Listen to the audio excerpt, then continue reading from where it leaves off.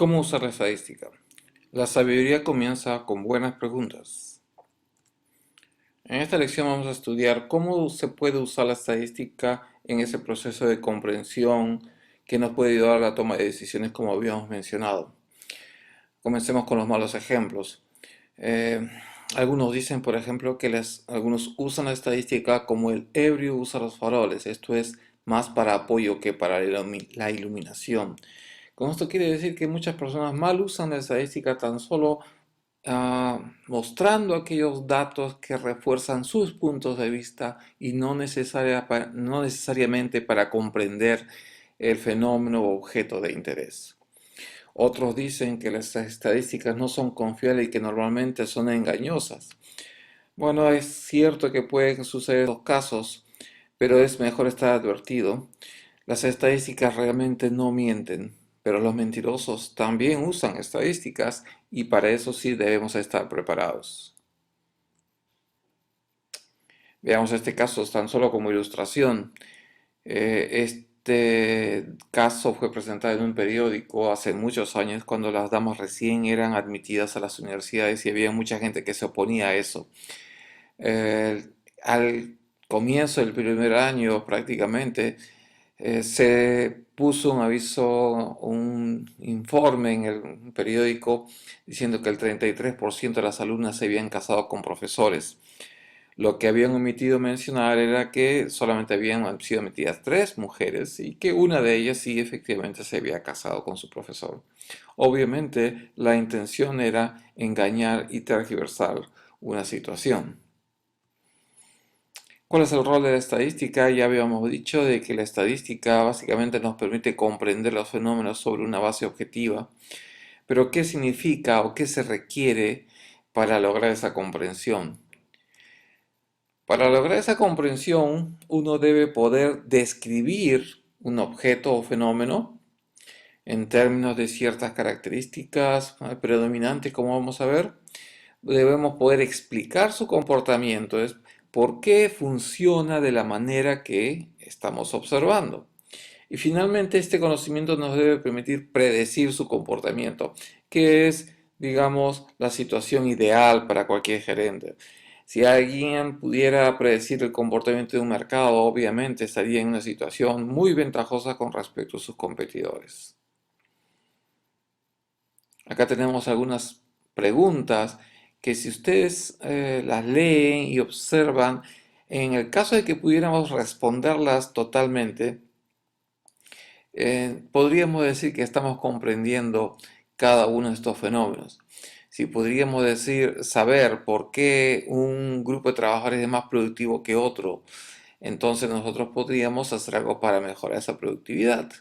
Si un producto es más aceptado por un segmento y no por otro, estaremos en mejor posición para poder diseñarlo apropiadamente. Y así sucesivamente con las otras preguntas. Si nosotros tenemos la pregunta correcta y las podemos responder de la manera apropiada y objetiva, estaremos en una situación muy buena, como ustedes pueden darse cuenta. Pero para poder hacer estas 3 tareas que hemos mencionado, de escribir, explicar y predecir, necesitamos de algunas herramientas.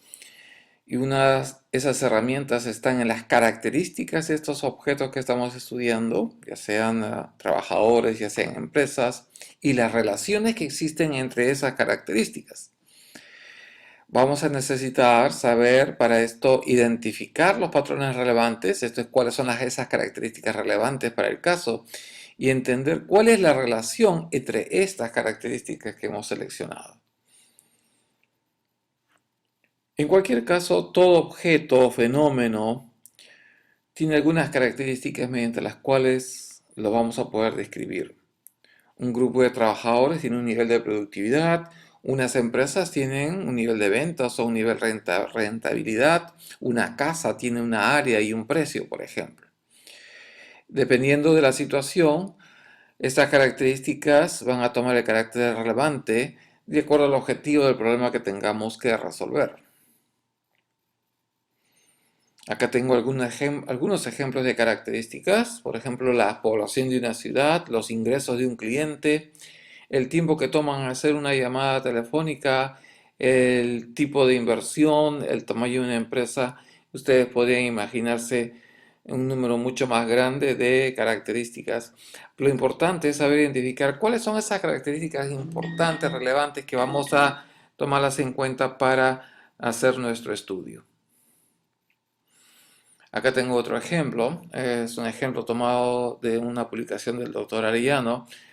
Las características permiten describir, por ejemplo, acá los consumidores. Estamos hablando de una variable llamada estilos de vida, que nos permiten identificar rasgos principales de diversos grupos de consumidores. En otras palabras, los podríamos describir. Acá tenemos otra forma de descripción, pero es una descripción en el tiempo. Las características, en este caso el valor de una acción, a través del tiempo nos permite describir cuál es su comportamiento y obviamente eso nos va a poner en mejor posición para poder entender qué está pasando en el mercado de valores, por ejemplo. También podríamos hacer comparaciones. Al comparar características podemos ver si existen diferencias entre dos grupos o entre dos segmentos o entre dos tipos de empresa, etc. Por ejemplo, si comparamos sueldos, podemos compararlos entre hombres y mujeres. Si comparamos ganancias, podemos comparar las ganancias en diversas acciones. Si comparamos las ventas de un mes a otro, podemos ver cuál es la evolución de una empresa. Y si comparamos los hábitos de consumo entre dos segmentos, podemos estar en mejor posición para servirlos, por ejemplo. Ahora, ¿cómo explicamos esa diferencia? Ese es un paso adicional. La explicación de estas diferencias está en las diferencias que existen en otras características. Por ejemplo, ¿por qué en dos ciudades hay tasas de desempleo diferentes? Seguramente es porque en una hay más inversión que otra. No, noten que la respuesta está en la diferencia que existe en otra variable. ¿Por qué dos grupos de trabajadores no son igualmente productivos? Una posible respuesta es que un grupo está más capacitado que otro. En otras palabras, la explicación de la diferencia de productividad está dada en la diferencia en el nivel de capacitación, como ustedes pueden ver. Cuando nosotros buscamos explicaciones para responder a las preguntas que hemos mencionado, estamos generando algunas posibles respuestas. Estas respuestas tentativas van a tener el nombre particular de hipótesis. Este término va a ser muy importante a lo largo del curso porque la mayoría de las veces vamos a tener hipótesis que vamos a necesitar comprobar sobre la base de datos. Ahora, cuando nosotros relacionamos variables, ¿no? ¿Qué estamos haciendo? Veamos este ejemplo. ¿Por qué unos vehículos consumen más gasolina que otros? La respuesta posible es que unos son más grandes que otros. Al relacionar dos o más características, estamos tratando de explicar las diferencias. Noten que la respuesta tentativa que hemos puesto es lo que hemos llamado una hipótesis. ¿Por qué unas personas adquieren cáncer al pulmón y otras no? Acá tenemos un ejemplo en el cual podemos ver que hay una relación gráfica por este momento entre el número de muertes por cáncer al pulmón y el porcentaje de población que fuma, notándose un patrón más o menos tendiente o con una pendiente positiva, digamos. Acá tenemos una relación entre la expectativa de vida y el ingreso. Como ven, también hay un patrón. Este gráfico sugeriría pues que la expectativa de vida está en relación directa con el ingreso de los países. En general, cuando damos una explicación, la explicación nunca va a ser perfecta. Sin embargo, siempre podemos identificar dos aspectos: los factores sistemáticos, estas diferencias que existen entre otras variables, y factores aleatorios, que van a ser diferencias que no son explicadas o que simplemente son producidas por el azar. De esto vamos a hablar más adelante porque este es el corazón de lo que vamos a llamar un modelo estadístico. Acá tenemos algunos ejemplos. ¿Por qué algunos lugares en la ciudad tienen más accidentes que otros? ¿Por qué algunas casas se venden a un precio más alto que otras? Una respuesta obviamente podría ser debido al área. Sin embargo, obviamente se entendería de que dos casas que tienen la misma área no necesariamente tienen el mismo precio, y eso es porque existen otras diferencias intrínsecas, idiosincráticas a la unidad. ¿Por qué algunas personas son exitosas y otras no?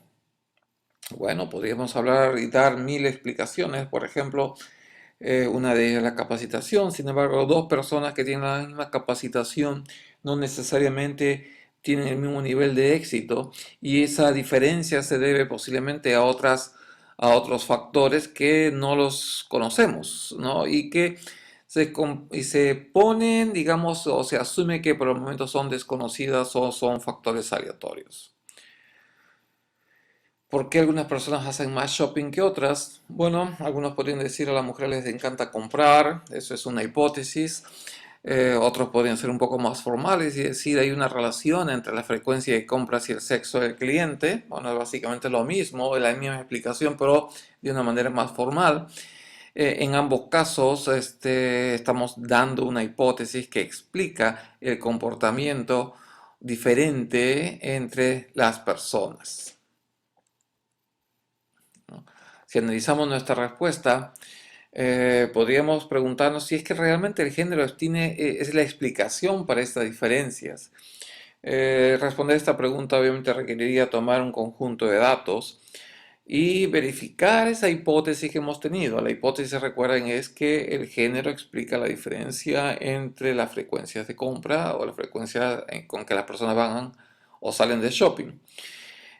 ¿Cómo se resuelve esto? Justamente la estadística va a tener algunas herramientas que nos van a ayudar a resolver esta pregunta. Ahora, veamos un poco todo esto en perspectiva. Hemos estado hablando del consumidor, la persona. Sin embargo, acá hay un punto muy importante que es corazón también de los aspectos relacionados con los métodos estadísticos. La estadística no se preocupa o no se ocupa más bien de estudiar el individuo. La estadística se encarga de estudiar a grupos de individuos, a ciertas poblaciones, como lo vamos a llamar más adelante. ¿Y por qué es esto? Porque predecir el comportamiento de una persona resulta ser prácticamente imposible. Por ejemplo, si hablamos del caso del éxito, podemos pensar que el éxito está relacionado con la capacitación. Sin embargo, hay miles de diferencias personales, idiosincráticas, propias de la persona, quiero decir, que podrían explicar un mayor o un menor éxito. Sin embargo, cuando estudiamos un grupo, esas pequeñas diferencias idiosincráticas del individuo, quiero decir, se cancelan unas a otras y el comportamiento del grupo es mucho más uniforme. Esto quiere decir que un grupo, un conjunto, es mucho más predecible que el individuo. De ahora en adelante, cuando pensemos en estadísticas y en explicaciones de comportamiento, como hemos estado viendo en esta sesión, vamos a pensar que estamos hablando de un grupo de individuos. En este caso, la explicación sistemática que habíamos dado, ¿no? ¿Por qué un grupo de personas es más exitoso que otros, por ejemplo? Si planteamos esa pregunta, vamos a respondernos que porque un grupo es más preparado o está más capacitado que otros. Eso es mucho más fácil de predecir que predecir el mayor o el menor éxito de una persona individual. En la próxima lección vamos a ver variables y datos.